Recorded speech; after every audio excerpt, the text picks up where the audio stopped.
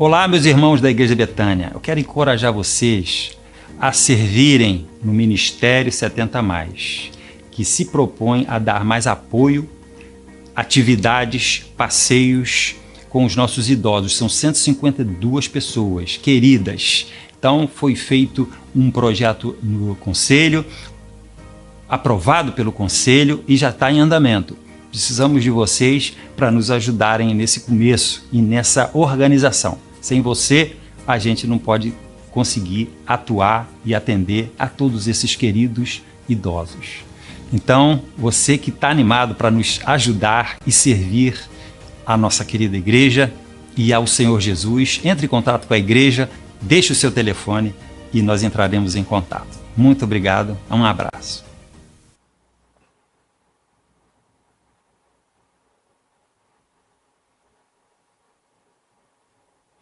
Irmãos queridos, boa noite.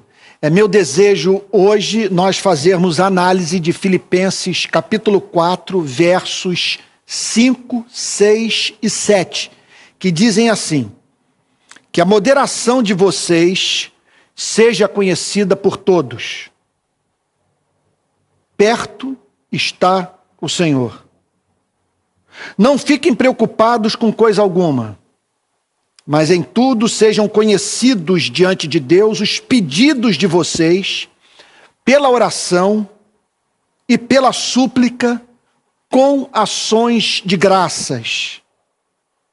E a paz de Deus, que excede todo entendimento, guardará o coração e a mente de vocês em Cristo Jesus. É um texto tão importante para a nossa felicidade que eu sou movido agora a pedir por aquela intervenção do Espírito nessa noite. E sempre que alguém separar tempo para ouvir essa mensagem, se compreendermos esses 3 versículos, sem a mínima dúvida, nós vamos viver melhor. Verso 5. Que a moderação de vocês seja conhecida por todos. Perto está o Senhor. O cristianismo encontrava-se nos seus primórdios. Igrejas começavam a ser plantadas em sociedades pagãs. A disseminação do Evangelho dependia dessas pequenas comunidades cristãs. Paulo, nesse verso, demonstra preocupação tanto com a preservação da unidade dessas igrejas, quanto com a expressão na vida dos seus membros dos ideais de Cristo. Na verdade, é o que nós vimos durante a análise dos versos presentes nos capítulos 1, 2 e 3 e nos versículos que nós analisamos no domingo passado. Ou melhor, na segunda-feira passada, perdão pelo ato falho. Porque essa preocupação perpassa toda a carta aos Filipenses.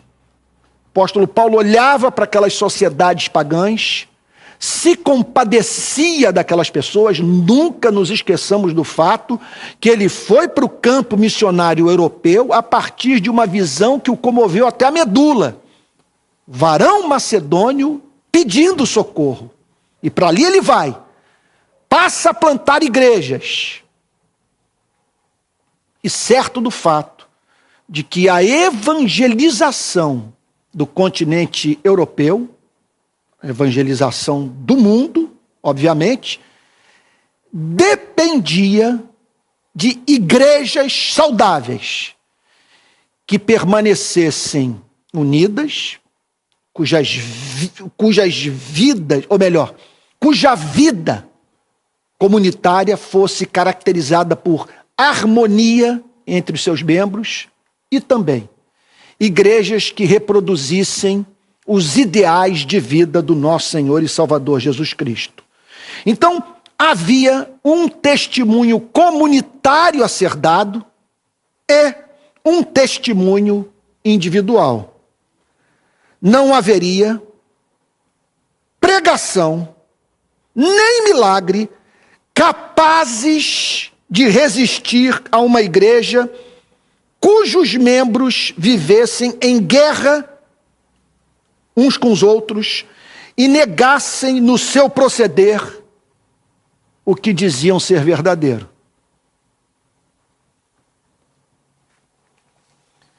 Um caráter simétrico deveria ser forjado, de modo a expressar as mais diferentes virtudes de Cristo.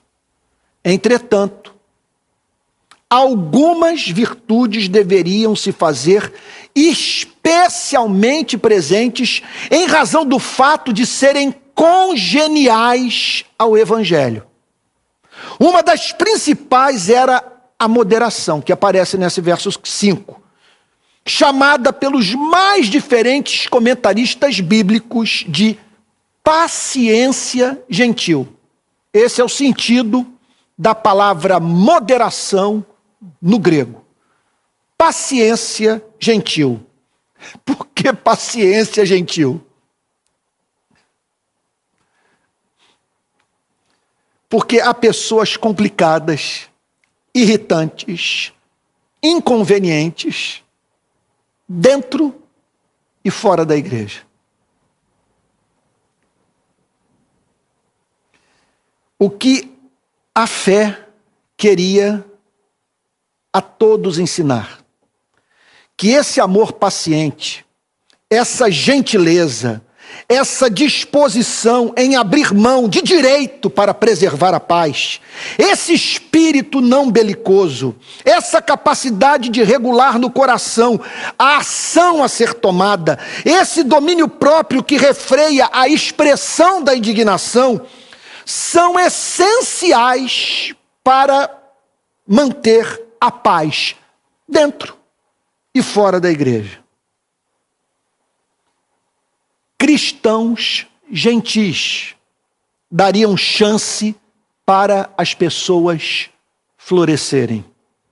Desarmariam os espíritos, demonstrariam a mesma atitude de Cristo ao salvá-los. Corações seriam ganhos pela via do amor, que faria pegar fogo a consciência dos que os perseguiam. Os tempos eram difíceis, como vimos nas exposições anteriores.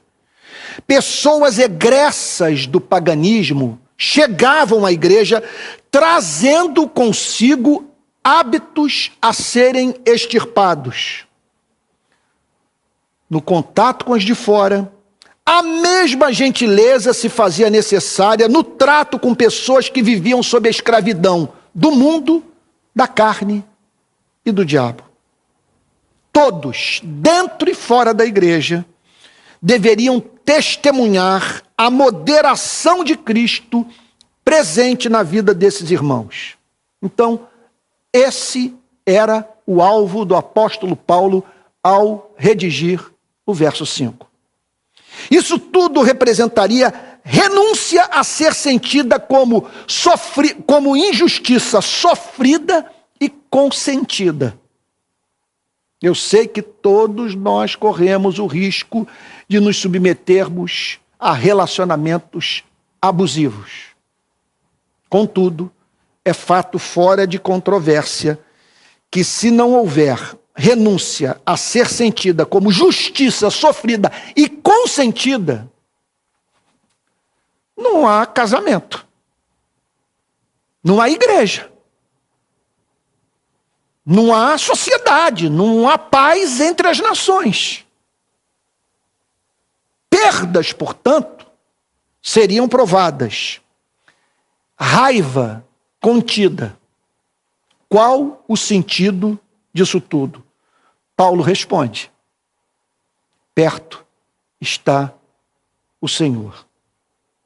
Há duas possíveis interpretações dessa declaração, dessa verdade. A primeira, que Jesus estava para voltar. Sendo assim, toda injustiça sofrida seria julgada e todo amor manifestado recompensado.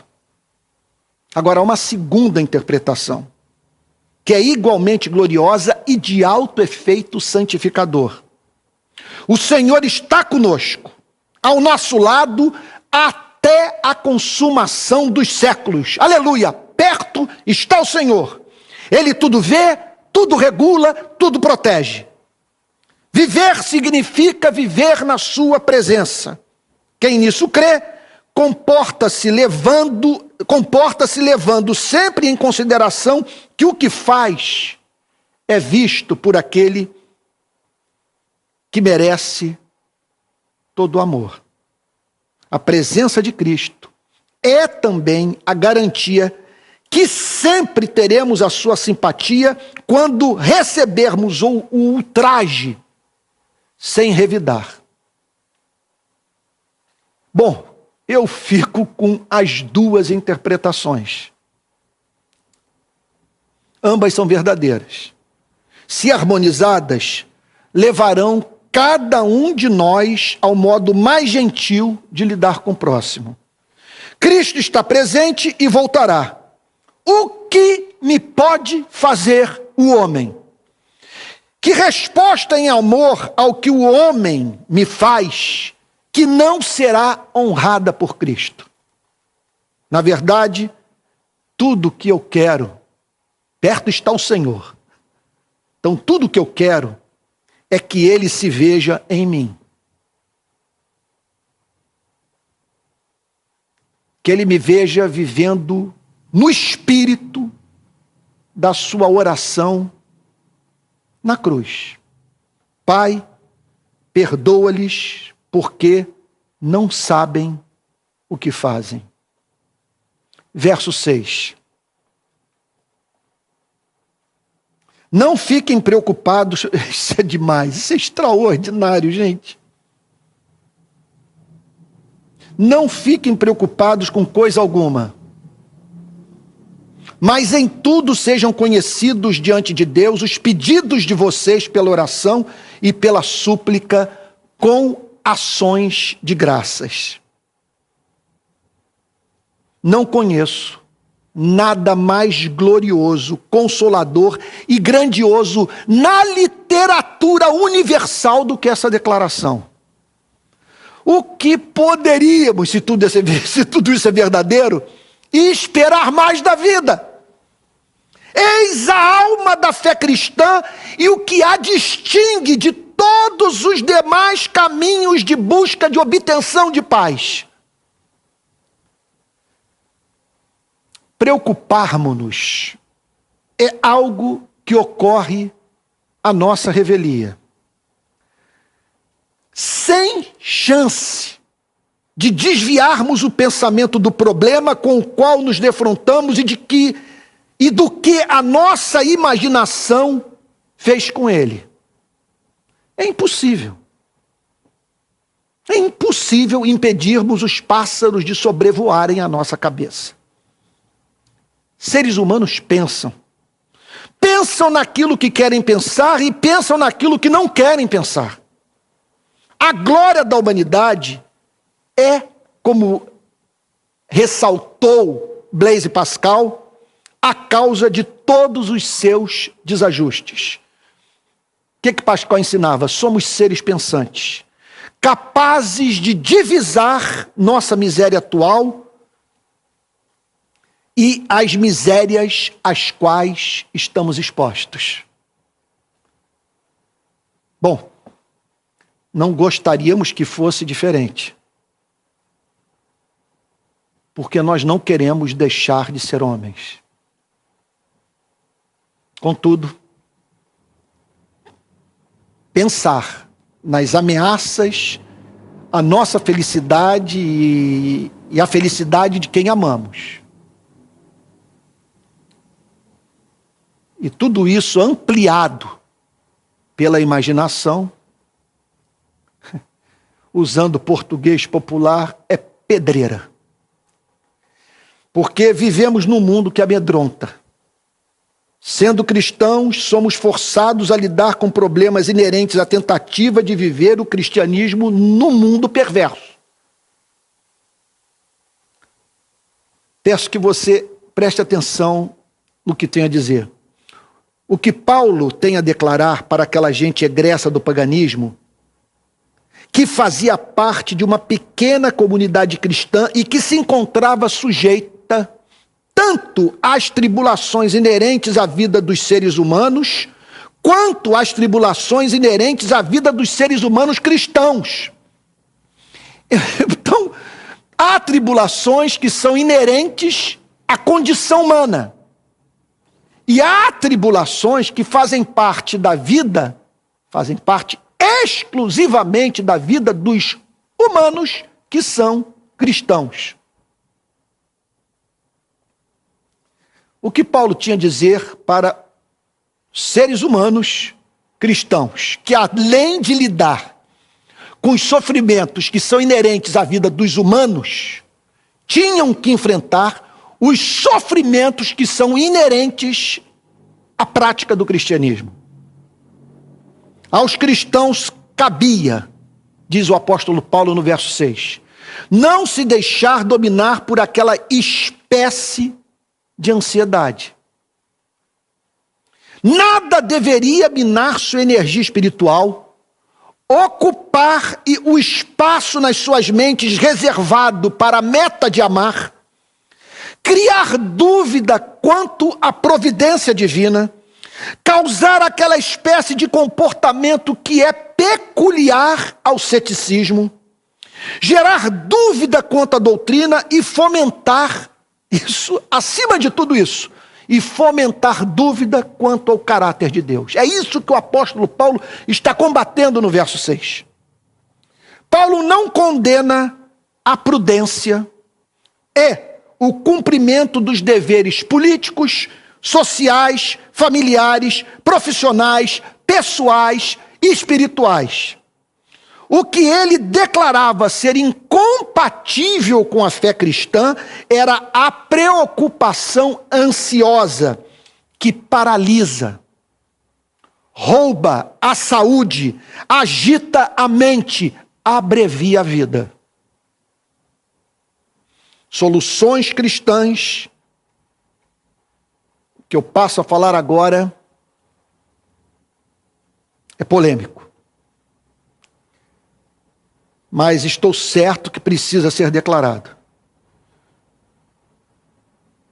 Soluções cristãs devem ser oferecidas aos problemas enfrentados pelos cristãos. O que eu estou querendo dizer com isso? A igreja não deve funcionar apenas como caixa de ressonância do que é ensinado pelo melhor da psicologia. Os cristãos sabem que não existe felicidade fora da vida prescrita pelo Evangelho de Cristo. Até quando? Essa é a questão que eu gostaria que você respondesse nessa noite. Até quando enviaremos para psicólogos pessoas com problemas que devem ser tratados à luz dos artigos de fé do cristianismo? Cristãos, por favor, permita-me fazer um contraponto ao que eu acabei de dizer. Cristãos não têm problema em recorrer à terapia. Não consideram uma decisão dessa natureza como falta de fé. Todos são chamados por Deus a reconhecer a verdade de Deus onde quer que ela se manifeste e dela tirar proveito com integridade intelectual. Porém, dentro desse conjunto de verdades, às quais os seres humanos têm acesso às verdades reveladas por Cristo, como ignorá-las? Que desserviço a igreja presta aos seus próprios membros quando não sabe usar a boa teologia visando a solução de problemas cuja solução final passa pela compreensão da verdade revelada. Foi o que eu li em algum livro, talvez uns 15 anos atrás. Uma crítica feita ao protestantismo moderno, que os pastores estão enviando para os psicólogos pessoas com problemas que qualquer pastor puritano do passado era capaz de resolver. A fé cristã não é romântica. Ao ponderar sobre a natureza dos problemas que emergem à consciência de quem sobre eles é forçado a pensar, o cristianismo propõe o contato racional com Deus real.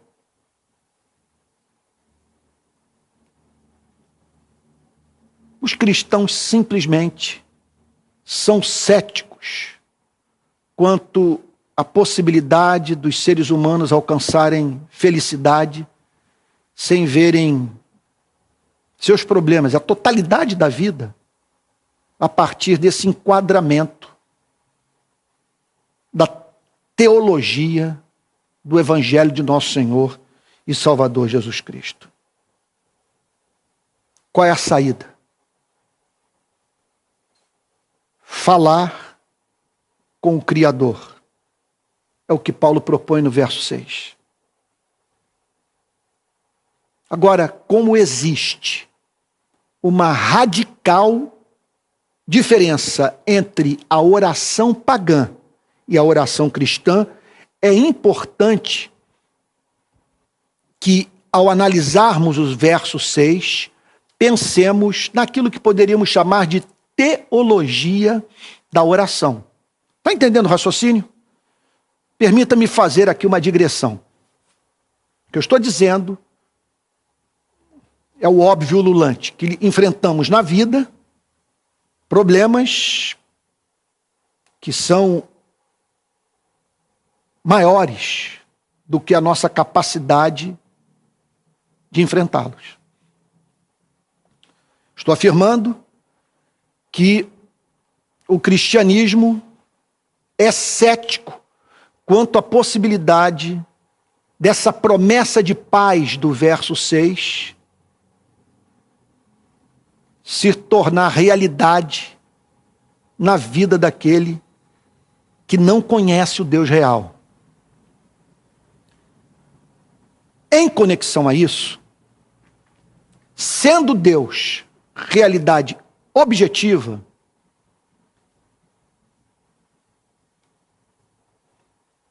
a principal forma de usarmos esse fato extraordinário da vida em nosso favor, a fim de que haja um reordenamento mental em você e em mim, a fim de que recobremos o fôlego, a vontade de viver, é essencial que aprendamos a orar. Contudo, precisamos entender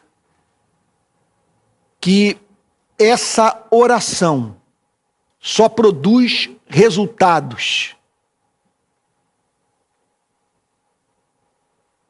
bem-aventurados, felizes, exitosos na vida dos que se aproximam de Deus, se for a oração cristã, que é feita à luz da revelação. O que caracteriza a oração cristã? Em primeiro lugar, o cristão medita antes de orar. O apóstolo Paulo declara no verso 6 que tudo é feito diante de Deus. Ele começa a sua oração por pensar na fidelidade, na graça, na misericórdia, no amor, no poder, nas promessas e na glória daquele a quem recorre nas horas de angústia. Portanto, ele sempre começa a oração com adoração. Assim, como corolário dessa teologia que exalta Deus, ele passa a ver os seus problemas sob a perspectiva correta. Isso é o que se chama oração. A forma mais geral de se aproximar de Deus. Em seguida, diz o apóstolo Paulo nesse verso 6, uma súplica é feita. O pedido que clama por resposta em razão de tudo que ele representa para o que ora é apresentado a Deus. Súplicas de todas as naturezas, portanto, devem ser feitas à luz desse verso. Deus tem como doce canção ouvir a voz dos seus filhos e filhas. Tudo o que enverga a alma deve ser retirado dos ombros e posto aos pés do Senhor Jesus e ali ser deixado. Porque Deus quer uma igreja exclusivamente preocupada com aquilo que preocupa a Deus, por estar certa de que Deus se preocupa com aquilo que preocupa a igreja. Por fim, a nota essencialmente cristã dessa oração: as ações de graças. Por que gratidão? Os motivos são inúmeros. Essa é a atitude correta de quem não ora apenas a Deus, mas ao Pai de Jesus Cristo. Estamos diante daquele que amou o mundo de tal maneira que deu seu Filho unigênito para que todo aquele que nele crê não pereça, mas tenha a vida eterna. Por isso, essa nota de gratidão. Não há quem compareça à presença de Deus que não traga consigo também um histórico de orações respondidas e bênçãos recebidas. Por isso, as ações de graças. O crente agradece porque sabe que a resposta é certa, ainda que não seja dada nos termos em que a súplica foi feita a Deus. Ele sabe que sua oração é sempre ouvida, por isso as ações de graças. Ele também é grato a Deus pelo simples fato de poder orar. Esse é um outro motivo da sua gratidão. Quem o fez acreditar que, apesar de pecador, será admitida a presença do Deus Santo? Isso é muito motivo de gratidão. Ele agradece por estar convicto de que a alegria de Deus consiste em fazer o bem em favor dos que o amam, nele confiam e fizeram do Senhor Jesus o Senhor de suas vidas. Permita-me resumir a mensagem do verso 6 numa frase que, diante dessa glória, resume uma grande verdade. Deixar de orar é um boicote que fazemos contra a nossa própria felicidade. Verso 7. E a paz de Deus, agora a promessa.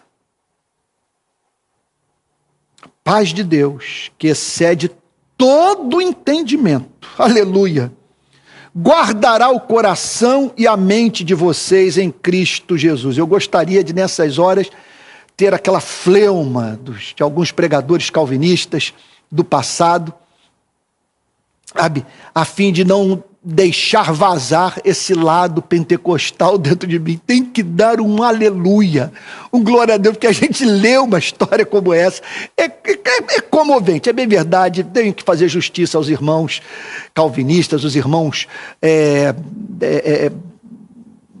da América colonial, dos primórdios da penetração do protestantismo na Inglaterra, os cristãos de Genebra, os cristãos holandeses, e esses que levaram a fé reformada para o planeta. Você observa muito fervor na vida desses irmãos. Agora, um fervor que vem acompanhado de uma virtude encantadora. Porque é um fervor inteligente, bíblico, alicerçado em boa teologia. Bom, mas vamos lá. Já deu meu glória a Deus, já deu o meu aleluia. Agora, orar em mistério numa igreja presbiteriana aí já é demais. Aí vai fazer Calvino rodar no túmulo. Mas vamos prosseguir. E a paz de Deus, que excede todo entendimento, guardará o coração e a mente de vocês em Cristo Jesus. Vamos tentar entender esse verso. Pai Santo, abra o nosso entendimento para conhecer o sentido dessa declaração. Estamos certos que se mergulharmos no significado dessa verdade, nós vamos alcançar nessa vida o que muitos julgam impossível um ser humano vivenciar. Uma lei do mundo espiritual nos é apresentada nessa passagem. Orar traz paz. Os versos 6 e 7 estabelecem uma relação de causa e efeito. A condição da paz é a oração. Qual oração? Aquela que é feita pelo que foi reconciliado com Deus, dirigida ao Pai, fundamentada no sacrifício do Filho e proferida nos termos estabelecidos pelo Evangelho. O primeiro exercício da alma regenerada é a oração. Quem conhece o Deus revelado por Cristo é inevitavelmente movido à oração. Porque como se calar diante de tamanha ternura, interesse pela nossa vida e promessa? O que é a paz? A paz sempre significará o fim da guerra travada dentro do ser humano. Esse distúrbio resulta do conflito entre a mente e o anelo pela felicidade. A mente apresenta ao homem os motivos do desespero, a vida indesejável, a ameaça à existência. A imaginação, por sua vez, trata de ampliar esses temores. A natureza humana se rebela. Pensar no sofrimento real ou imaginário faz o ser humano usar os mais diferentes mecanismos de defesa do ego. Negação da realidade, drogas, barganha com os poderes da natureza, comportamentos bizarros que visam ganhar o favor de Deus. Nada, contudo, é capaz de erradicar da natureza humana a busca por respostas que satisfaçam a razão. Quando a guerra chega ao fim no espírito humano, sempre que o ser humano se vê de posse de uma felicidade que não teme perder. Repito, quando essa guerra chega ao fim no espírito humano, repito, sempre que o ser humano se vê de posse de uma felicidade que não teme perder. Vamos lá. Vamos pensar na pessoa feliz. Sua felicidade consiste em julgar racional, desejar mais felicidade. Sua capacidade de obter mais felicidade é vista pela pessoa feliz em pleno processo de ampliação e isso a torna mais feliz. Ela sabe que essa marcha atravessará as eras. Fica uma pergunta: de onde surgiu esse devaneio? Que felicidade é essa? Vamos lá. Aqui estou eu falando de uma paz que tem como característica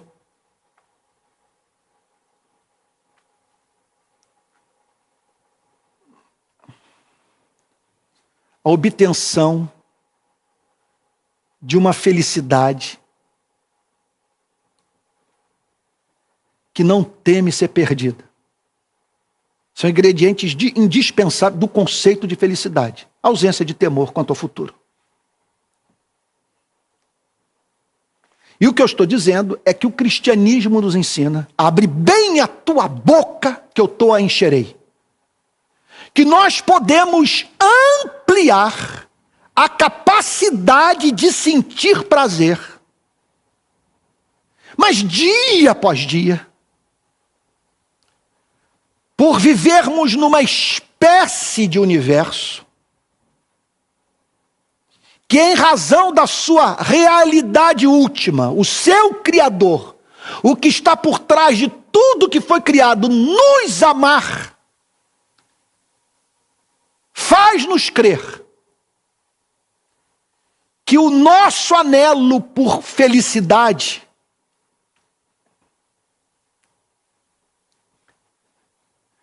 será sempre ininterruptamente ampliado. Que nós atravessaremos as eras com o nosso cálice transbordando. E essa capacidade de experimentar prazer sendo progressivamente ampliada. Porque estamos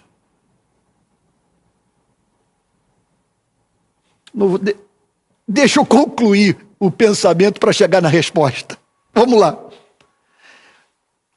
Nessas horas em que nós formulamos esses pensamentos, em que lemos a Bíblia e somos levados a crer nessas promessas grandiosas, Satanás, algum demônio com cheiro de enxofre, vindo das profundezas do inferno, se coloca do nosso lado e faz a seguinte pergunta: que felicidade é essa, capaz de fazer esse ser insignificante, habitante de um diminuto planeta, que faz parte de uma galáxia entre bilhões de galáxias, olhar para o universo e dizer que nada o impedirá de viver em processo de crescente felicidade? Bom, a resposta está na natureza da paz prometida pelo Evangelho. Ela é chamada de paz de Deus. Quais são as suas principais características? Ela é a paz que tem como fundamento o caráter de Deus. A galáxia de Andrômeda pode passar, mas Deus jamais deixará de ser santo. Por amor do seu nome, cumprirá sempre o que prometeu. O poder fiador dessa paz é o mesmo que do nada criou o cosmos, é a paz de Deus. Não há estrela autoexistente. Essa paz consiste na promessa de um pacto selado pelo sangue da palavra criadora que se fez homem.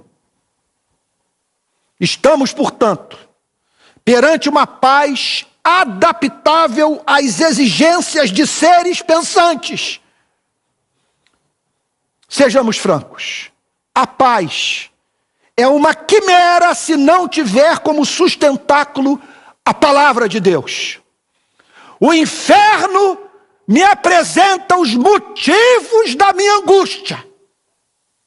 E o leão da tribo de Judá se põe entre mim e as hostes infernais e apresenta o caráter de Deus, fundamento da minha esperança, pois eu estou nas mãos daquele que pelo poder da sua palavra sustenta o cosmos e que é santo e santo, santo, de maneira nenhuma pode negar-se a si mesmo, e que fez promessas a mim, que foram seladas pelo sangue do Cordeiro de Deus que tira o pecado do mundo, o único Filho do Criador dos céus e da terra. O que falar sobre os atributos dessa paz prometida pelo Evangelho? Ela excede todo entendimento, está para além de tudo que o ser humano seria capaz de conceber sem a luz da revelação. Então, por que ela excede todo entendimento? Porque é impossível em Atenas você conhecer essa paz. Você não vai encontrá-la em Harvard. Você não vai encontrá-la em Yale. Ela não depende da produção intelectual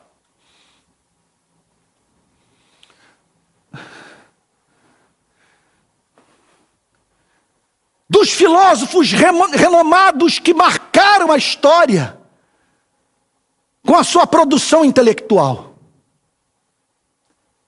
Ela excede a todo entendimento, porque a filosofia, sem a assistência da revelação, é incapaz de formular uma esperança capaz de mandar calar a boca da voz do desespero. Ela excede a todo entendimento, porque ela não foi formulada por Sócrates, Platão e Aristóteles, mas pelo nosso Senhor e Salvador Jesus Cristo. Ela veio de fora, é comunicação do céu ao homem.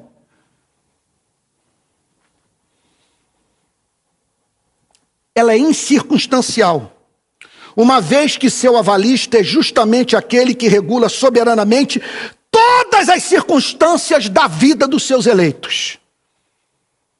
Comunica sobriedade, consolação e ânimo quando as dificuldades da vida tentam jogar os filhos de Deus contra o próprio Deus, chamando de cruel, desumano, indiferente. Atenas pode conjecturar sobre essa paz, mas apenas Jerusalém pode experimentá-la. Repito, ela não é fruto da filosofia, do engenho humano, dos poderes da razão.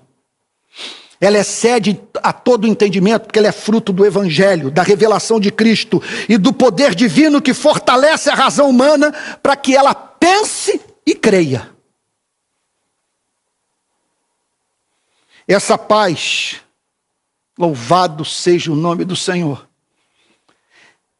segundo Filipenses 4, versículo 7, exerce o papel de sentinela na vida daqueles que amam a Deus.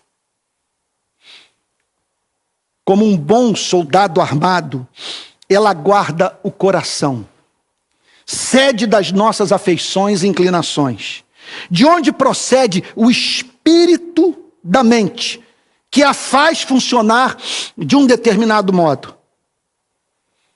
Ela também guarda a mente, não permitindo que os dardos inflamados do maligno a atinjam, fazendo assim, pela graça divina, com que o ser humano, em vez de pensar nas ameaças do mundo à sua vida, pense no serviço a ser prestado ao mundo. Por fim, concluindo mesmo, eu penso que eu tenho que pedir muito perdão a Deus às pessoas que durante anos me ouviram pregar e fazendo uma promessa que eu nunca cumpri. De dizer que eu estou concluindo o sermão sem jamais chegar ao fim. Então o sujeito me ouve e diz o seguinte, sabe, o que esse cara está falando, sabe, não faz sentido algum, não tem como levar a sério, porque ele não conclui nunca, mas agora eu vou concluir mesmo. Vamos lá.